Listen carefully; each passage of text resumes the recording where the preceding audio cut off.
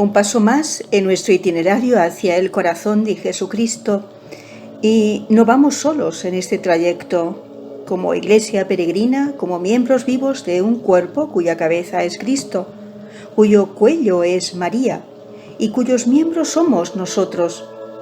Hemos de vivir a la par, a donde nos vaya indicando el amor. Dios es amor, amor perpetuado en esta presencia suya elegida por sí mismo, presencia eucarística. Es Jesús, el Logos, el Verbo, la palabra hecha carne, Jesús sacramento, Jesús el Evangelio vivo de la Eucaristía, en palabras de San Manuel González, con el que iremos transcurriendo paulatinamente de su mano ese itinerario que vamos haciendo a lo largo de estos días. Él nos ayudará a adentrarnos un poco más en el corazón de Dios. La Eucaristía es Dios como respuesta a todas nuestras preguntas. Es Dios el que va dando respuesta a todas nuestras búsquedas, nuestros anhelos de felicidad. Eucaristía significa Dios ha respondido, nos dice el Papa Emérito Benedicto XVI. Dios ha respondido. Dios es como respuesta, como presencia que responde.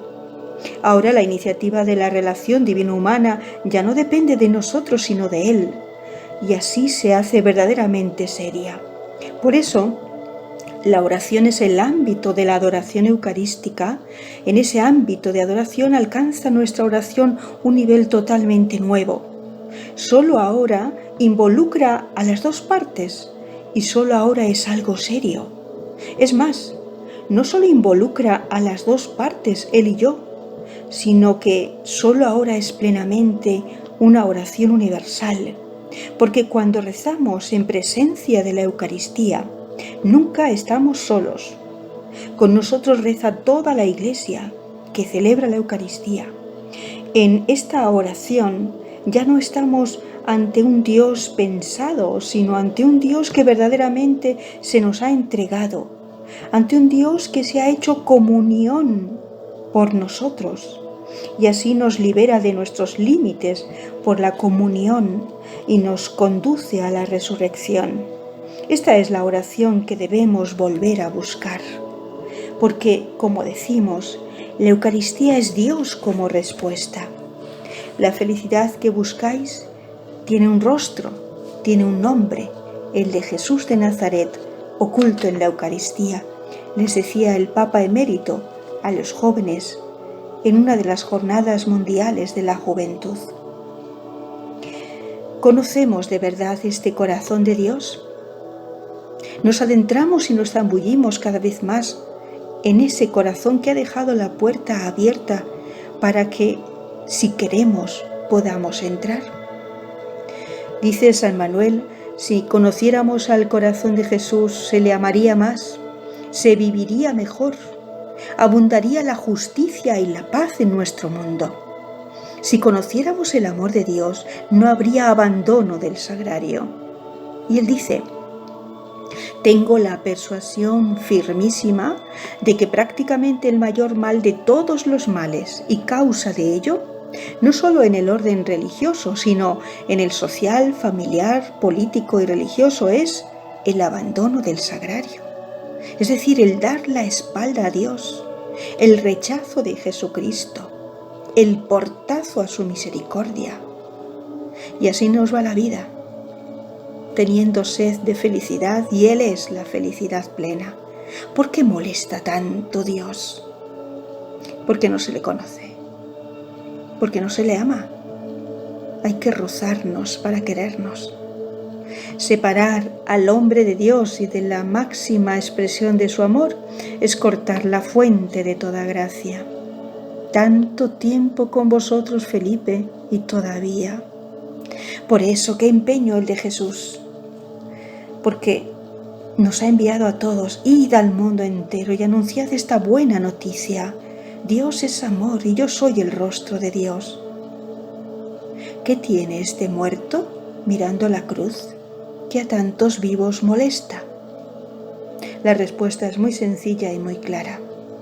Este muerto que a tantos vivos molesta, ¿qué tiene? Pues que vive. Lo que quita la intimidad con el corazón de Jesús. Son tan pocos los íntimos, pero ¿por qué? San Manuel nos sigue indicando, primero, por la falta de conocimiento experimental de Jesús. Hay muchos amigos que, conociendo especulativamente a Jesús, quizá todo lo que el Evangelio y la teología enseñan, apenas lo conocen experimentalmente. Saben cómo debe ser Jesús, pero no cómo es. Saben que es bueno, misericordioso, omnipotente y sabio, pero no se han puesto ni se ponen a probar su bondad, su misericordia, su poder y su sabiduría. De ahí que crean mucho en Él y se fíen poco de Él. Que prediquen y escriban y canten de Él altas cosas y apenas se cuiden de meter su recuerdo y sus ejemplos en su vida ordinaria. A estos conocedores de Jesús por fuera y desconocedores por dentro, ¿cómo puede repetirse la queja del cenáculo? Tanto tiempo hace que estoy con vosotros y no me habéis conocido. Tanto tiempo entre ellos sin llegar a ser conocido. Si añadieran a aquellos estudios del Evangelio y de la teología el pedir con insistencia al Espíritu Santo, enviado para enseñar toda la verdad, el conocimiento experimental, afectivo y operativo de todo Jesús. ¿Por qué hay tan poco conocimiento del Señor? La falta de ese conocimiento, ¿por qué hay tan poca intimidad? Por eso, porque no se conoce primero. Segundo, por la falta de conocimiento experimental de las palabras y hechos de Jesús. La palabra de Jesús peregrino convierte en un corazón abrasado. Ese corazón abrasado que nos habla Lucas 24 de los discípulos de Emaús. El corazón de los discípulos aún sin reconocerlo, y el solo ademán de partirles el pan se lo revela todo entero. Estas palabras y estos hechos de verdad que se estudian y se contemplan y se exponen exegéticamente, estéticamente, críticamente por muchos, pero se saborean o se rumian por tan pocos. Ya decía San Manuel también que el pueblo de Dios no muere por falta de alimento recibido. Catequesis, homilías, charlas, audios por todos los sitios, ahora mismo viene otro. No muere por falta de alimento recibido, sino por falta de alimento asimilado. ¿Dónde está también qué es lo que quita la intimidad con el corazón de Jesús? La falta de lógica, nos dice San Manuel, el tercer motivo. Misa no preparada, comunión sin hambre ni paladeo, y presencia de Jesús con sus ojos, su boca, su mano, su corazón abiertos, esperando presencias, palabras, preguntas, peticiones, penas de amigos, para dar mucho y darse entero, y teniéndose que contentar con ver las puertas de las iglesias cerradas, desde que se termina la misa hasta el ratito de la tarde, o hasta el día o el domingo siguiente. Presencia real desperdiciada. Hay una certeza. La certeza de que no se conoce es que hay mucho desierto espiritual en la sociedad y en el corazón de los hombres.